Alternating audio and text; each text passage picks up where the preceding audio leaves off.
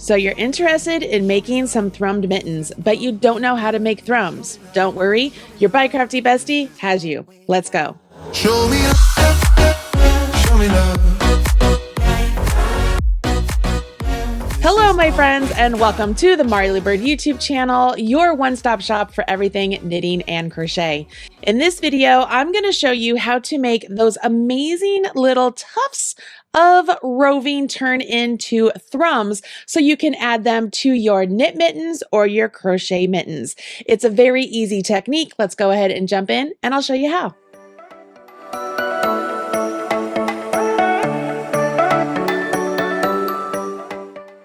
The first thing I want to talk about is how we are actually going to make our thrums with the unspun roving.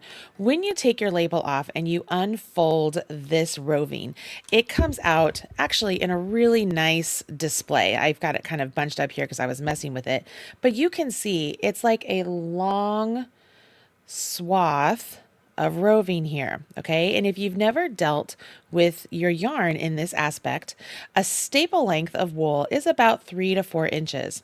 So if I were to hold my hands really close together right here and try and pull this apart, it doesn't want to pull apart. And that's because I'm holding literally both ends of the staple length. But if I separate my hands out further than 3 to 4 inches and pull, see how it comes apart really nice and easily? So this is what we're going to do. You're going to pull apart sections. And then you're going to divide those sections until you get enough roving that's about the thickness of the yarn you're going to use. Okay, it can be a little bit thicker.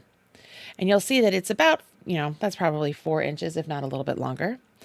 And what you do is you're going to fold over one end to the middle and fold over the other end to the middle.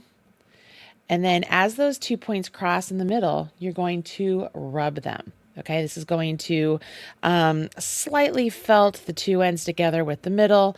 And it's this section here that actually is going to pop out on the right side of your fabric. And the tail of the thrum, this portion, I like to think of it as a butterfly.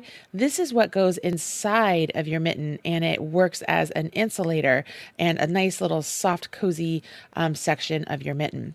But these thrums, this is an important aspect of the thrummed mittens, clearly. And you can make them beforehand or you can make them as you go.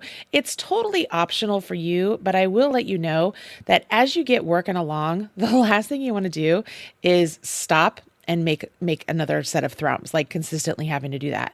If you have to do it every now and again, that's one thing, but having to do it constantly is just really annoying. Take it from my experience. So I have gone ahead and I've made up quite a few here. Now, speaking about the roving, you saw that I just took off a section right here at the top. You can also pull out just a bit of the roving about as wide as you want it. And like I said, this is like a swath of roving here, right? So you could pull it all the way down and then make it come off. So you have this really long bit and then separate this longer bit so that you can get smaller sections. Now you want to be careful, like this one right here, this would be way too small. It's way too flimsy. I like mine a little bit beefier. For these mittens, I have another pair of crochet mittens that I made the thrums a little bit smaller, but I did that on purpose for the style of those mittens. But this one, I like this yarn or this roving to be a little bit thicker. I'm also using thicker yarn, so it's just a better combination. If I were using a worsted weight yarn, clearly I would be using thinner amounts of roving, and actually like that would probably be perfect if I were using a worsted weight. Okay, so that is the first part. That's how we're going to handle this roving. And it is best to use a 100% wool roving. You absolutely can get by with a superwash roving. However, the whole aspect of superwash is that it doesn't felt, right? So when you do this process, it's really not felting anything together. So it's better to have the 100% wool roving.